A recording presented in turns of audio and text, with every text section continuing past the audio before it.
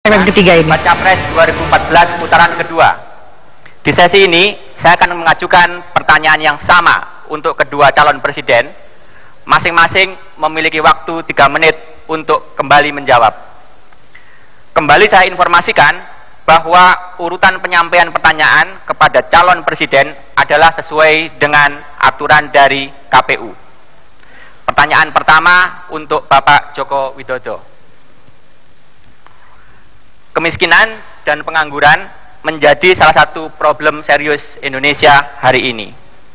Padahal di dalam konstitusi ada amanat bagi pemerintah untuk menciptakan pekerjaan dan penghidupan yang layak bagi kemanusiaan.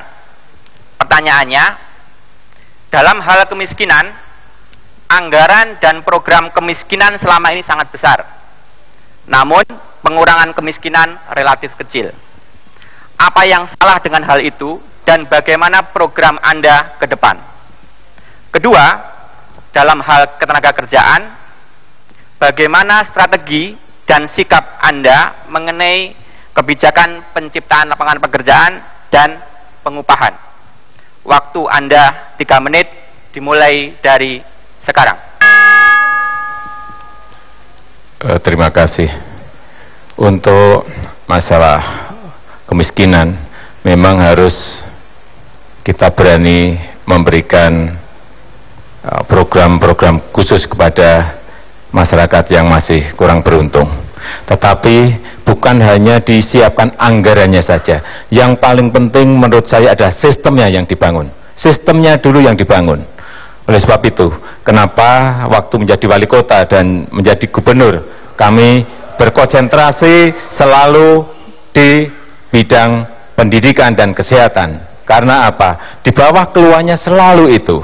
Oleh sebab itu ke depan, tadi sudah saya sampaikan, akan kita berikan yang namanya Kartu Indonesia Pintar seperti ini.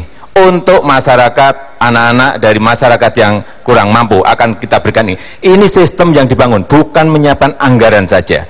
Kemudian yang kedua, juga akan kita berikan Kartu Indonesia Sehat seperti ini, yang diberikan kepada keluarga-keluarga yang tidak mampu, sehingga mereka bisa ke klinik, bisa ke puskesmas, bisa ke rumah sakit.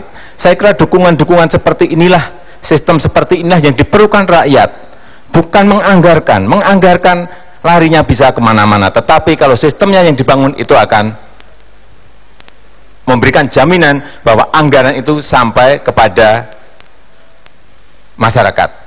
Kemudian yang berikutnya mengenai ketenagakerjaan. Investasi sangat penting bagi negara ini. Oleh sebab itu, investasi ke depan menurut saya harus semua didorong menuju ke daerah-daerah, terutama di provinsi-provinsi yang tingkat kemiskinannya besar. Harus didorong ke sana. Jangan sampai investasi itu hanya berkisar di Jawa dan di Sumatera, tetapi harus didorong ke wilayah-wilayah yang masih terjadi ketimpangan. Juga infrastrukturnya harus disiapkan, harus didorong menuju ke daerah-daerah, ke provinsi-provinsi yang tingkat kemiskinannya besar. Dengan cara itu, yang ada di daerah tidak menuju ke kota. Dengan cara itu, yang miskin yang ada di daerah juga akan mendapatkan lapangan pekerjaan.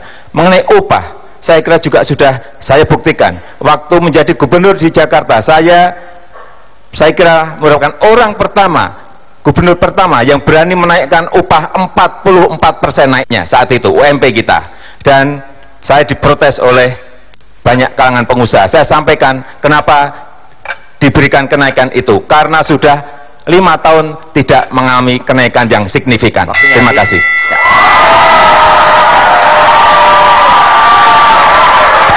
Terima kasih Pak Jokowi.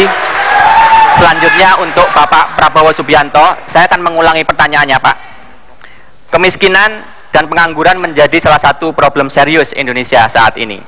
Padahal di dalam konstitusi terdapat amanat bagi pemerintah untuk menciptakan pekerjaan dan penghidupan yang layak bagi kemanusiaan. Pertanyaannya pertama, dalam hal kemiskinan, anggaran dan program kemiskinan selama ini sangat besar. Namun, pengurangan kemiskinan relatif kecil.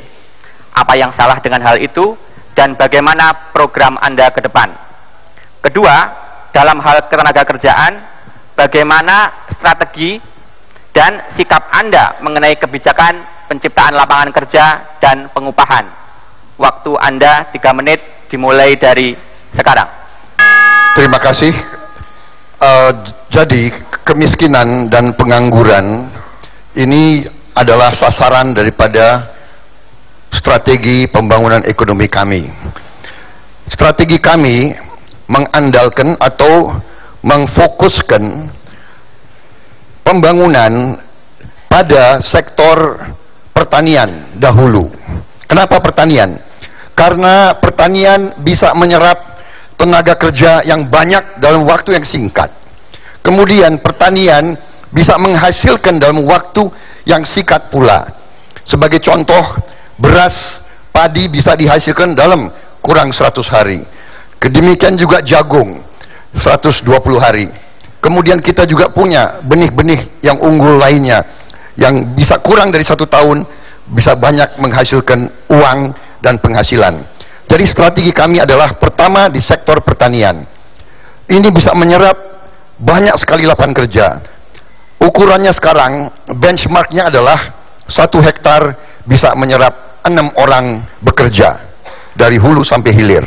Di Sulawesi Utara kadang-kadang 1 hektar bisa 12 orang bekerja. Bayangkan, sekarang kita masih punya 77 juta hektar hutan yang sudah rusak. Dan kerusakan hutan tambah terus. Strategi kami adalah sebagian dari hutan yang rusak itu kita robah jadi lahan produksi, jadi sawah baru. Kami merencanakan 2 juta hektar sawah baru. 2 juta hektar sawah baru ditambah 2 juta hektar untuk bioetanol.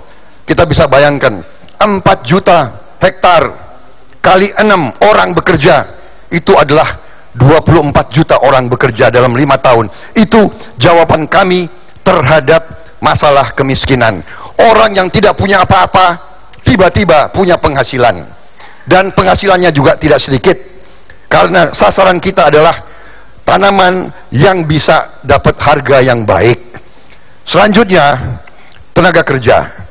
Kita dengan dorongan ekonomi yang akan tumbuh dengan pesat dan tinggi, ini juga akan menumbuhkan dan mengurangi pengangguran, dan juga upah dengan sendirinya akan bisa kita naikkan karena kita dapat kelebihan uang. Masalahnya adalah sekarang Indonesia harus meningkatkan produktivitasnya. Kita tidak bisa hanya kerja sedikit-sedikit. Kita harus berpikir besar dengan strategi yang besar untuk kita mencapai hasil-hasil yang besar. Terima kasih.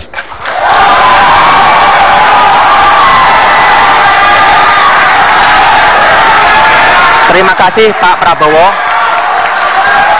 Baik, selanjutnya pertanyaan kedua untuk Bapak Prabowo Subianto.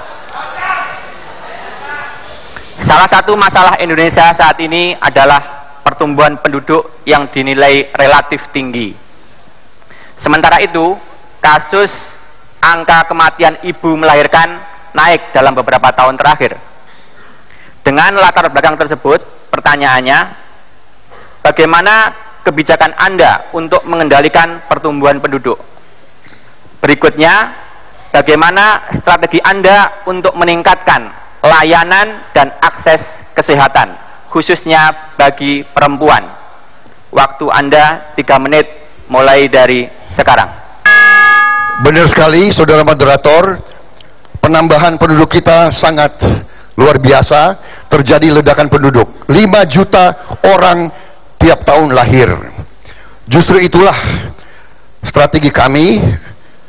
Tutup kebocoran, amankan kekayaan negara, dapat uang tunai, cash. Uang cash tunai ini kita investasikan kepada kesehatan dan pendidikan. Dengan kesehatan dan pendidikan, kita bisa menumbuhkan kesadaran masyarakat dengan cara persuasif untuk menerima program-program keluarga berencana. Mau tidak mau, kita harus tingkatkan kembali program keluarga berencana. Kita harus investasi di puskesmas, di posyandu. Kita harus tambah jumlah dokter. Kita harus perbaiki gaji dokter, gaji perawat, gaji bidan. Ini kita tidak boleh tanggung-tanggung. Makanya tadi saya katakan, strategi kami adalah strategi dorongan besar, the big push strategy. Kita tidak bisa main-main dengan tantangan-tantangan yang kita hadapi sekarang. Demikian juga untuk mengurangi angka kematian ibu-ibu. Sekali lagi, investasi besar-besaran, posyandu, puskesmas, rumah sakit, perbaiki gaji dokter, perbaiki gaji perawat. Ini semua membutuhkan uang. Dari mana uangnya? Dari produktivitas yang kita akan ciptakan, dari penghematan kebocoran negara yang 1.000 triliun tadi. Ini adalah strategi besar kita. Jadi, saudara moderator dan saudara-saudara sekalian, kita mengerti tantangan-tantangan yang kita hadapi. Sekarang adalah bagaimana, cara apa, strategi mana yang kita harus lakukan. Ini membutuhkan suatu keberanian, ini membutuhkan kerja keras, ini membutuhkan disiplin yang luar biasa.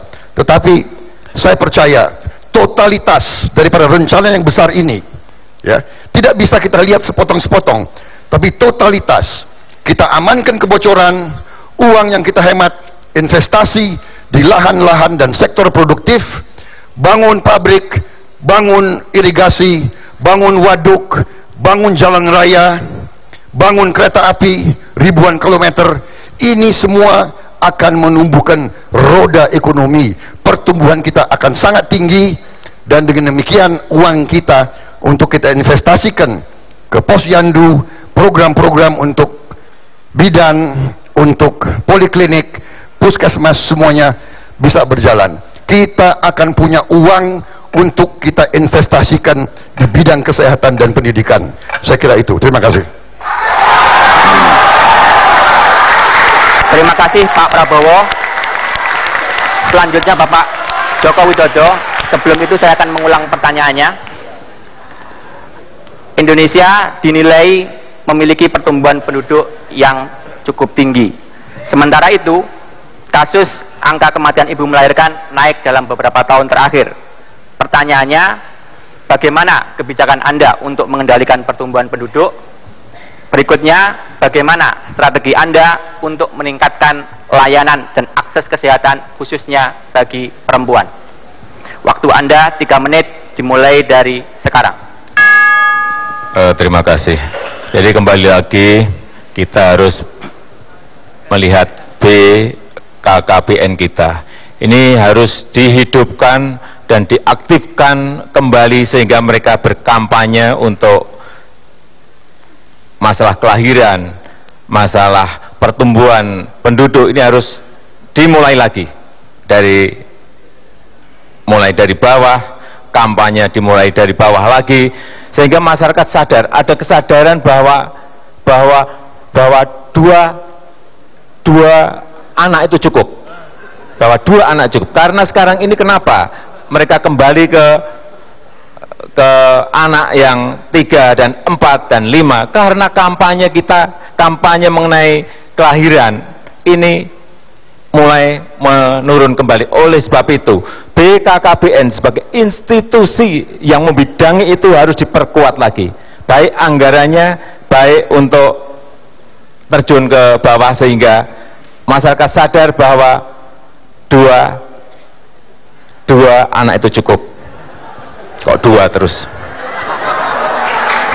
Kemudian mengenai angka kematian ibu yang naik dan layanan kesehatan bagi perempuan, tadi sudah saya sampaikan, tetapi perlu saya ulang lagi bahwa ini adalah membangun sistem dan mengontrol sistem itu. Dengan cara apa? Ya dengan sistem kartu ini.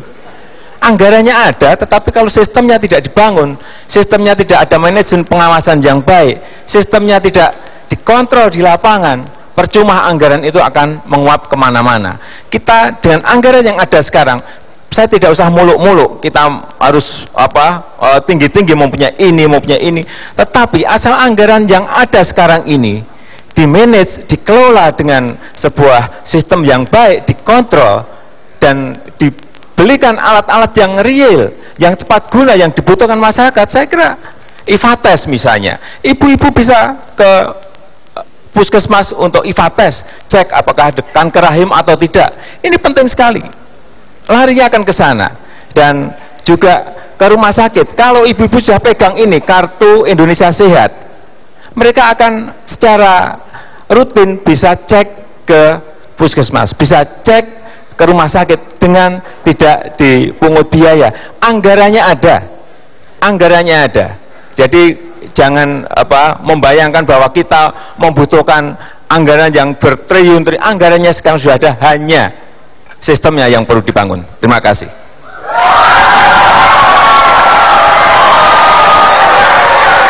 Terima kasih Pak Joko Widodo.